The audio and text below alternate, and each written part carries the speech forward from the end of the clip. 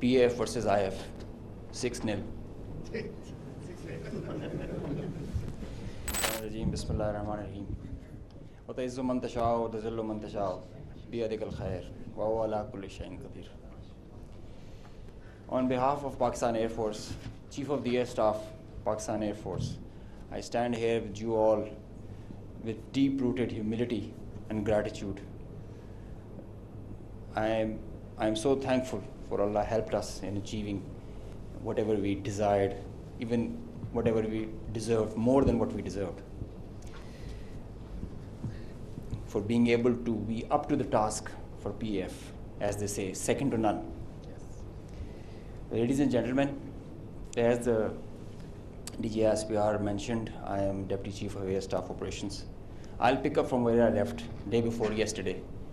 PAF versus IAF, 6-0. The PAF's response has strengthened Pakistan's national security, alhamdulillah. And it has even strengthened our commitment, the enduring commitment the PAF has for stability and peace. But I have no doubt, and I can say with assurances, that the real genius and the mastermind, the cerebrum behind the design and the aim and the structure, the game plan of PAF was the Chief of the Air Staff, Air Chief Marshal Aurangzaib Ahmed. He asked us to do 3 things in our response: re-establish deterrence, neutralize key threats, retain control of air. And I will show you in my presentation how we try to do that. Slide. During the befitting response that we generated in our first episode, we attrited the IAF's pride, the Rafales, resulting in this entire fleet almost coming to a standstill, a ground position. You could see that they were not flying after that, at least not close to their western border. This reduction in flying to bare minimum actually reduced their liberty of action. They curtailed their options. Slide. This is the Pakistan's air defense environment. Pakistan air defense environment is offensive, it's integrated, it's credible. And I'll show you. IAF initiated having no space with their manned aircraft. They initiated with their unmanned aircraft operations, targeting Pakistan's civilian population and their infrastructure. Here you see all these spots all across the swath of drones and UAVs who are coming inside our territory, which is being picked up by all our radars from the moment they were entering, even before that. Slide. Now, PAF's air defense environment is suitably configured to detect enemies' low RCS radar cross-section, high and slow speed platforms. That you can see that they are all visible by the time they are entering. Slide. So the anti-drone systems of Pakistan Air Force and Pakistan Army also, and Navy, they rendered the enemy US drones attacks ineffective by spoofing, jamming, and making their systems, rendering them unserviceable. Slide. All drones with low cross-section also were detected, rendered useless through utilization of the indigenous GPS jamming systems that we have, the data and the SATCOM link denial that we created through our indigenous systems that we have made ourselves. So whenever those systems were attacked with the soft kill, they had their error induced into the GPSs and they were going haywire. And whenever they were coming closer to any civil population or a civil area of high value, a direct or a hot kill was achieved on them. Slide. So here you can see they were neutralized mid-air with the hard kill whenever they were coming close to any population or any area. Being in a sparsely populated area, they were left all alone and they were applied with the soft kill. Slide. Now, after that, when the US chapter was over and they were fearing PAF's retribution, in utter desperation, the IAF resorted to a highly escalatory, very irresponsible surface-to-surface and long-range vector application. You can see this is Suratgarh and this is our base Rafiki. This is our eastern border, and you can see the BrahMos, high-speed BrahMos, traveling almost at 3,000 kilometers per hour, who are going over there and coming, numerous, one after another. And now they were being attacked with PAF's soft kill. We were inducing the errors into them, into the GPSs, which increased their CEP. The probability of missing their target increases.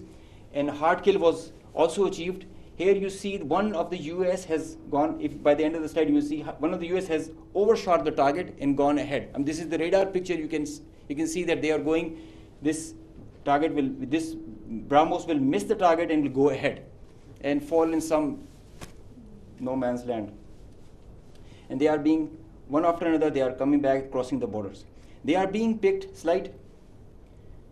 they are being picked as soon as they are being launched. So real-time launch, mid-flight and terminal phase of all SSM, PF has the capability. Our air defense system, as I just mentioned, is very offensive, integrated, and credible. So here you see that they are being launched from Bhuj area. This is the southern part of the country. And this is our airfield Bhulari. You must have mentioned, you have seen there were a lot of mention from the our counterparts. Here you see this BrahMos is coming. It's almost reaching the target, and you'll see when we will apply the soft kill, look what happened to it. It moved left and then disappeared towards the ground.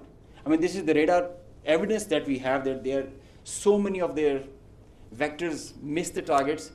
A lot of them did make, because they were throwing like hundreds of them. Next slide. There is one more very interesting thing that I would like you to all see. This is where it is launched from our eastern side towards Jaisalmer. This is our airfield Shahbaz, Jacobabad. Now this BrahMos is crossing on top of Shahbaz, and it is going towards our western border, almost to our neighboring country, towards that. And you can see this is going there, it's going ballistic. Now they are not even threatening their neighbor, they are threatening the regional stability of the whole continent and the larger area. So effective sensor to shooter grid that was made by PAF, and the potent hardened soft kill capability that led to the missed target opportunities for lots of their surface to surface and long range vectors. Slide. Now this is another thing that I want you to all to see. This is a launch of a high speed projectile that has been launched from their area surrounding Adampur. Now these are the vectors where our radars are picking them, and it is disappearing short of Amritsar area within their own territory. I mean, this is the most absurd kind of a targeting psychology or practice that you would see, that you are not only targeting neighboring countries to your enemy, if they consider it, and your own people as well, jeopardizing their safety. I mean, this is the high-speed project impacting within own territory, and we have other pictures for that also. This is the repeat occurrence that happened the other night also. Slide. Now the PF's response, I would like you all to pay attention to that, because this is kind of a dizzy slide, but I will go one by one so that it's all clear. PF's response, PF's effective spectrum warfare, which supplemented the kinetic ops that we envisaged to take. The integrated, seamless, synchronous utilization of EW, cyber, and space domains, coupled with the synergetic all-domain offensive response, which orchestrated following a very intricate targeting mech, the mechanism that we undertook to engage the targets, of swift, calibrated, effect-based approach to operations, which was undertaken across complete swath of the Indian Western Front. Now you have seen in the video montage that the whole border was exposed by PF and our armed forces. So starting from the north across LOC till Kandla,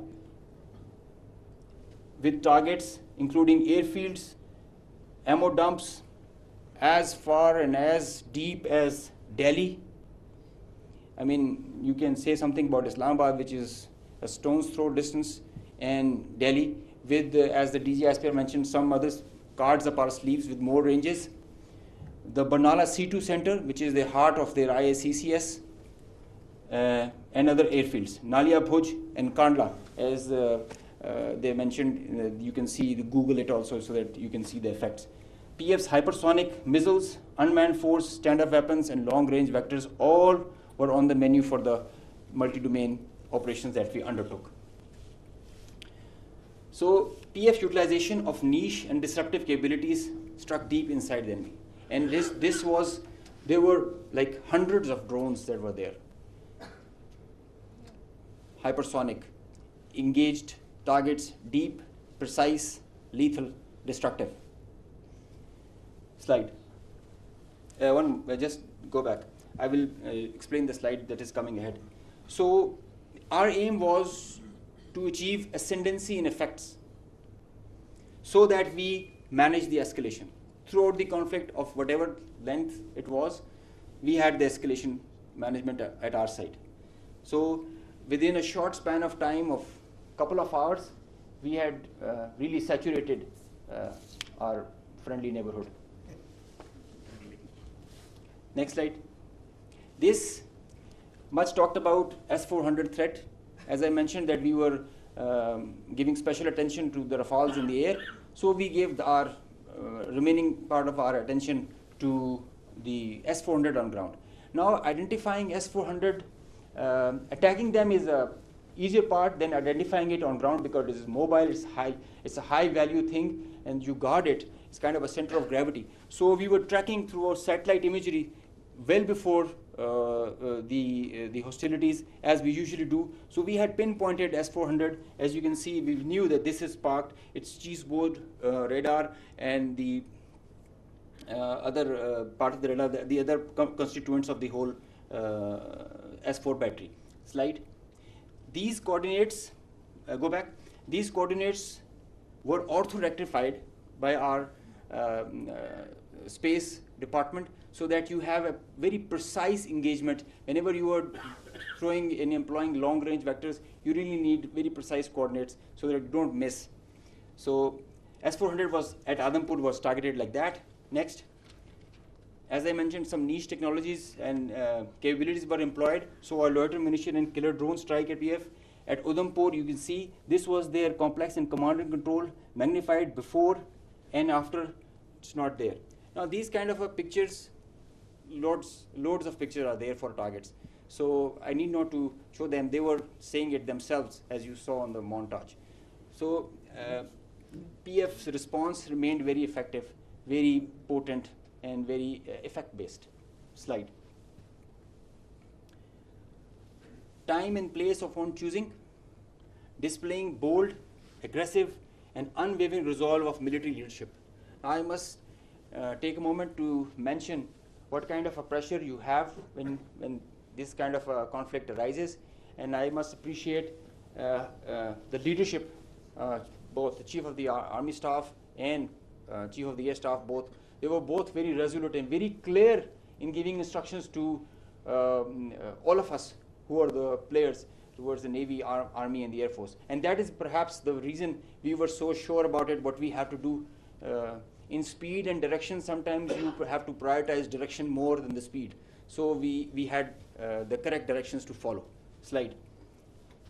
With unprecedented reach, precision, lethality, while avoiding collateral, as you have seen in the video montage. PF hit maximum number of IAF airfields in a single operational package since 1971, because they crossed the international border since that, so we had to do that. Slide. While re-establishing deterrence, Pakistan negated the setting of a new normal under the hegemonistic design of a supremacist regime through swift and effective response. Slide.